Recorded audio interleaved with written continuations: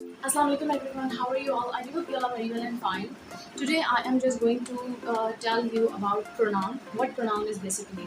First of all, we need to clear that what noun is. Basically, so noun is everything and everything is noun. I have told you earlier as well.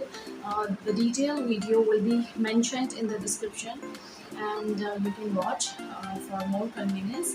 And pronoun. So pronoun is a word which is used instead of noun. The question is, why do we use pronoun? So we use pronoun just to avoid the repetition of noun again and again. Okay, so that at that time we use pronoun. I, you, we, they, he, she, it are the basic pronoun that is called subjective pronoun. Subjective pronoun, like subject is a starting word. When we use these pronoun in the start of the sentence, at that time we use I, you, we, they, he, she, it.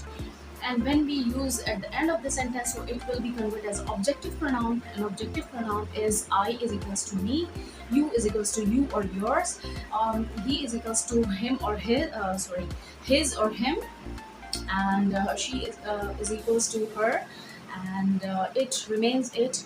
So we will be converted into us. So these are called, this is the basic difference between subjective pronoun and objective pronoun. So these are some of the basic information regarding pronoun.